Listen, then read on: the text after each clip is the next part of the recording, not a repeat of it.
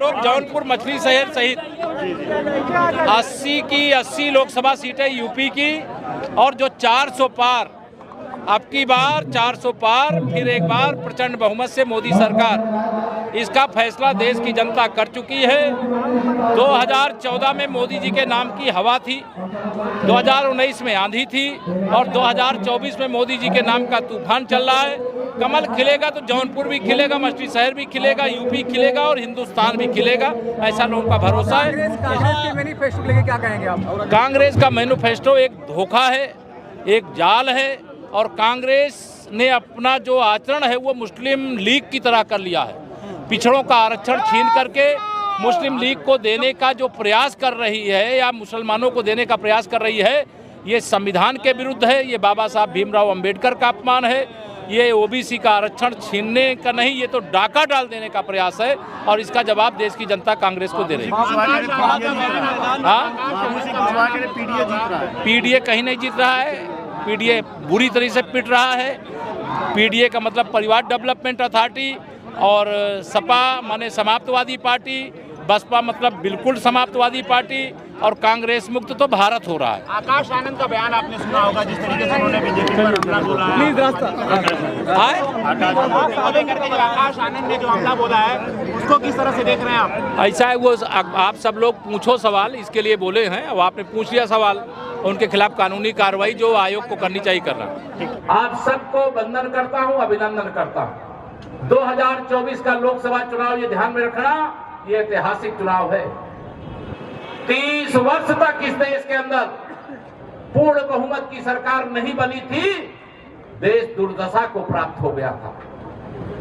भारत को दुनिया के सामने शीश झुकाना पड़ता था, लेकिन 2014 में आपने 56 इंच के सीने वाले माननीय नरेंद्र मोदी जी के हाथों में देश की बागडोर सौंपी और आज दुनिया भारत के सामने शीश झुकाती है।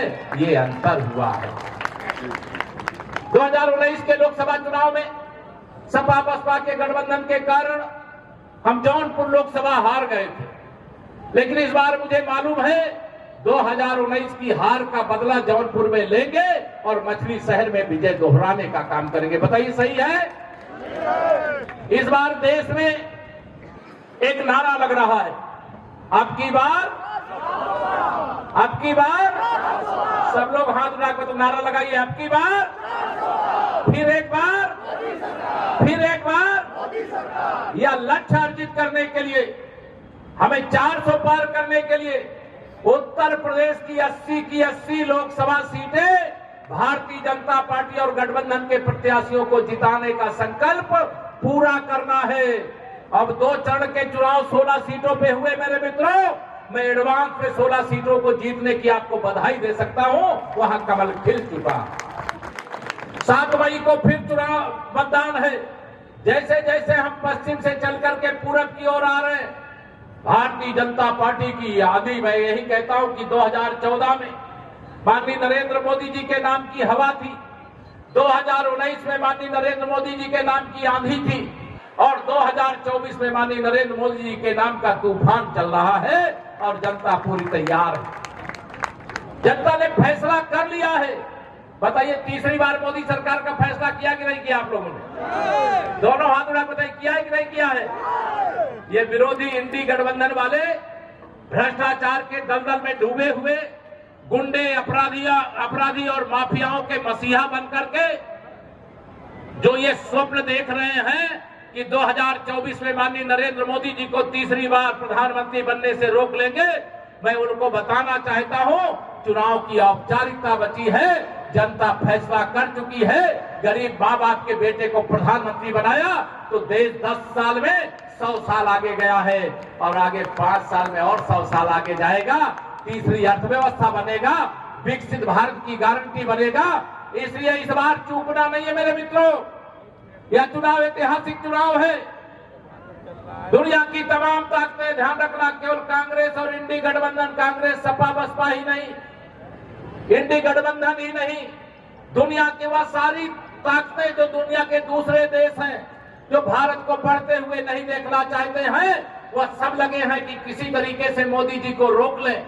लेकिन दलों के दलदल के मिल जाने से मोदी जी को प्रधानमंत्री बनने से जब 2019 में नहीं रोक सके, जब सपा बसपा ने गठबंधन कर लिया था और देश में 2014 में से तो हम 283 जीते थे, लेकिन 2019 में जौनपुर हमें नुकसान जरूर हो गया था, लेकिन 303 सांसद कमल के फूल पर जीत करके आए थे।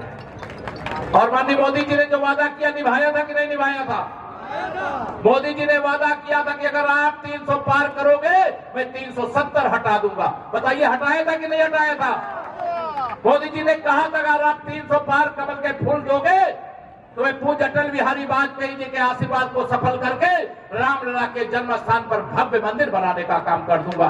बताइए भव्य मंदिर बना कि नहीं बना? मोदी जी ने जो कहा वो किया, मोदी जी ने जो कहा वो किया। और आप सबको मैं प्रधानमंत्री जी से मिला था, उन्होंने कहा कि मेरी ओर से जब जौनपुर लोकसभा और बस्ती शहर लोकसभा के भी लोगों के बीच में जाइएगा, मैं बीच में जब समय मिलेगा आऊंगा, लेकिन मेरी ओर से सबको प्रणाम कह देना। मैं प्रणाम कह रहा हूं मोदी जी को की ओर से आप सबको। उन्होंने आप सबको प्रणाम भेजा है और एक अपील की है कि अगर मैंने जो कहा है उसे पूरा किया है तो आप सब भी, मोदी जी ने एक बात कहा है पूरा करोगे तो कह दूं मैं, दोनों हाथ में बताओ पूरा करोगे तो कह दूं। मोदी जी ने कहा है कि हर बूथ पर जितना वोट 2019 में मिला था उसमें 370 वोट और बढ़ा दीजिए। बढ़ा दोगे? दोनों हाथ उठा के बताइए 370 और वोट बढ़ा दोगे? आप भरोसा रखना, हर बूथ पे 370 वोट बढ़ाने का काम आप कर दीजिए। पाकिस्तान के कब्जे वाले कश्मीर में तिरंगा फहराने का काम 56 इंच के सीने वाला कर देगा।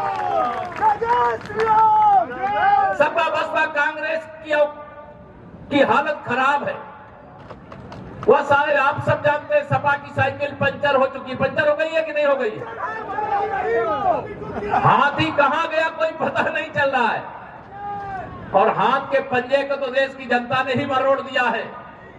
अभी मैं जब आ रहा था यहां लखनऊ से जौनपुर, तो मैंने देखा अभी सूरत में भाजपा के एक निर्विरोध सांसद निर्वाचित हुए और आज इंदौर में